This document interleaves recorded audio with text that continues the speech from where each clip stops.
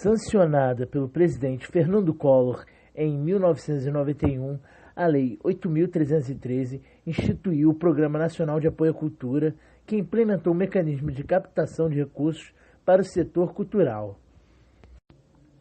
A lei recentemente tem sofrido muitas críticas por conta de projetos que receberam o aval do Ministério da Cultura, como o blog da cantora Maria Bethânia e a carreira musical da atriz Letícia Sabatella. Exemplos como esses fizeram com que o incentivo fiscal sofresse a possibilidade da criação de CPI, abertura de inquéritos e até houve fechamento do MINC, logo reaberto pelos protestos dos artistas envolvidos com a lei. Mas o que leva o governo a suspeitar tanto desta lei? Boa tarde a todos. A Lei Rouanet tem sido bastante criticada por privilegiar projetos de uma classe artística já consagrada. Como tentar equilibrá-la? Para esclarecer esse assunto, chamamos a advogada Débora Steinberg, que trará as informações. Boa tarde, Débora. Quais são as outras alternativas de incentivo fiscal sem a Lei Rouanet? A primeira delas é a doação, onde o patrocinador faz um aporte direto para aquele projeto que está requerendo o patrocínio, sem passar pelo Estado. E os outros são formas também onde o patrocinador, de forma livre e espontânea, faz um fundo e desse fundo vão gerir o patrocinador e o próprio proponente, vão gerir esse dinheiro de forma que o Estado não patrocina e vão gerir os projetos coletivamente, de forma conjunta, para eles andarem sozinhos. E como ela era antes? Antigamente, antes da Lei Rouanet, a gente não tinha essa forma em que o Estado participava desse patrocínio, dessa captação.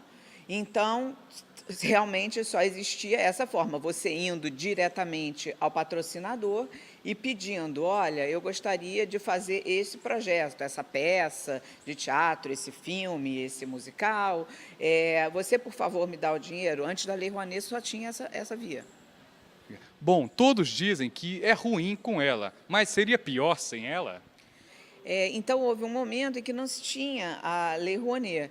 E agora, uma das coisas que mais questiona com a Lei Rouanet, foi o que você mesmo falou, é que ela só é aplicada para quem menos precisa. Então, nessas últimas discussões, o que aconteceu foi que o TCU, o Tribunal de Contas da União, baixou essa regra de que vamos fiscalizar, então, se quem está captando é quem realmente precisa desse dinheiro.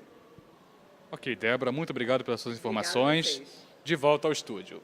O gráfico a seguir mostra como tem sido a evolução do uso da lei durante os anos. E para concluir, conversamos por vídeo com Vitor Slaib, aluno de bacharelado em produção cultural, para esclarecer alguns pontos soltos e o porquê da desinformação popular quanto à lei. A Lei Rouanet, ela é uma lei de isenção de imposto, né? Então, quando um projeto ele é aprovado pela Lei Rouanet, apenas significa uma coisa, que ele está dentro dos padrões e dentro da forminha da lei que a Lei Rouanet ela pede para cada projeto. Ou seja, o objetivo claro, que são objetivo geral, específico, uma justificativa, um porquê, uma introdução, um cronograma, o orçamento. Ou seja, o orçamento tem que estar tintim por tintim, desde o 13º, se for um projeto que vai durar mais de um ano, por exemplo, como é o caso do Rock in Rio, ele tem que estar tintim por tintim. Nisso que ele tiver tintim por tintim, o Ministério da Cultura vai dar o aval. Opa, ok, o seu projeto está adequado para a captação de recurso. Nisso, quando o projeto é aprovado, a lei, ou o Ministério, não vai te dar o dinheiro para o projeto, perfeito?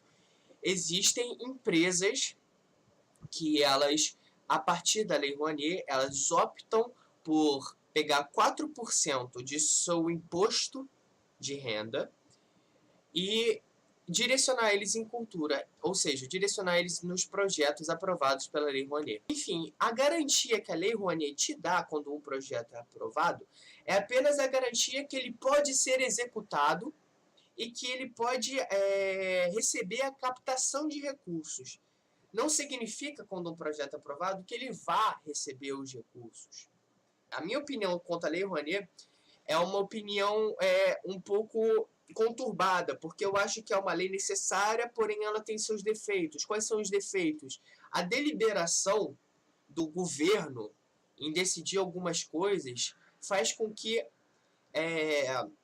alguns projetos sejam meio que esquecidos pelo investimento das empresas. Por exemplo, é uma noção muito privada ainda a Lei Rouanet.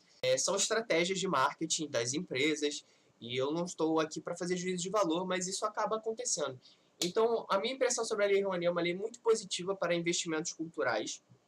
Eu acho que esse é o caminho, ainda mais para um país tão grande quanto o Brasil, só que existem ainda questões financeiras a serem definidas. Projetos que são aprovados, mas poderiam captar recursos, mas acabam não captando porque as empresas optam por investir em outros, que no caso, na concepção delas, vão ter um retorno de marca melhor. Que assim, muitas empresas se interessam em financiar projetos de médio e pequeno porte. Até projetos de grande porte, mas independentes, assim, sabe? Que não carregam peso, né? Como o Rock in Rio, né? Quando eu falo peso, pensa no peso de marketing, gente. Pensa Globo, pensa em filmes da Globo, num Rock in Rio, em eventos que vão mudar toda uma estrutura de um estado. Quando eu falo eventos de pequeno porte independente, são eventos que são coisas que vão mudar apenas assim a estrutura de uma praça, ou então vão entrar em cartaz ou em alguns teatros, ou então eventos musicais que vão, ou então projetos de gestão. Então é esse o pensamento, entendeu? Eu acho que ela aborda sim e ela traz com ela essa multiplicidade. Porém, eu acho que ainda existe um monopólio e o Estado, e é aí que é o ponto negativo da Lei Rouanet. Eu acho que o Estado deveria, sim, rever isso e trazer um pouco da responsabilidade para si. Apesar de que há um ranço, né, que esse ranço é completamente normal, existem livros que falam sobre isso, quem estuda políticas culturais sabe sobre isso. Quando a gente traça sobre políticas culturais no Brasil, a gente sempre pensa esse ranço da ditadura, que um poder estatal significa diretamente um poder autoritário no que o Estado vai falar sim e não. Mas a gente tem que parar para pensar um pouco que o mercado também faz o sim e não, sabe? Então, assim, o Estado tem que ser um grande aparelho de voz democrática. O mercado não precisa disso. Se o evento vai ser bom para a empresa, por que não? Então não tem esse lance, mas não vai ter um retorno, mas vai ser bom para a comunidade. Problema. Eu quero o retorno da minha marca. O Estado não, tem uma responsabilidade um pouco maior sobre isso, e ainda mais após a gestão de 2002, né, do Juca Ferreira e de Gilberto Gil, quando eles fazem um Plano Nacional de Cultura, a nossa concepção sobre cultura e sobre gestão de políticas culturais do país. Bom, eu acho que é uma desinformação geral, né, de como funciona leis e a política, né, no Brasil, porque é de interesse de uma maioria que acaba fazendo uma pequena lavagem cerebral, né, nas pessoas, porque acaba tendo muita desinformação, né. É muito clássico isso, porque as pessoas elas acham que a índole dos outros está teoricamente ligada com dinheiro, né.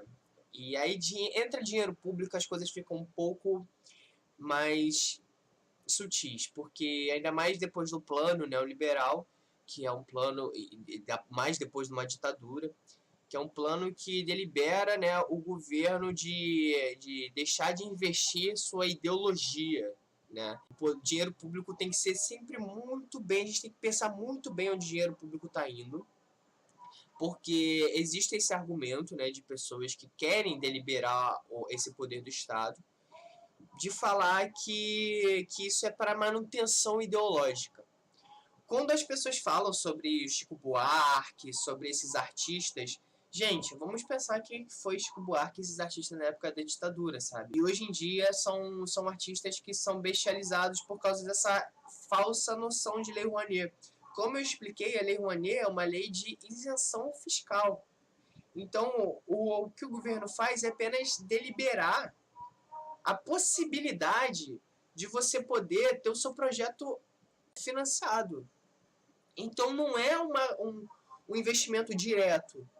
Mas só que existe essa desinformação e eu tenho certeza que as pessoas do governo que querem fomentar essa desinformação, elas sabem disso.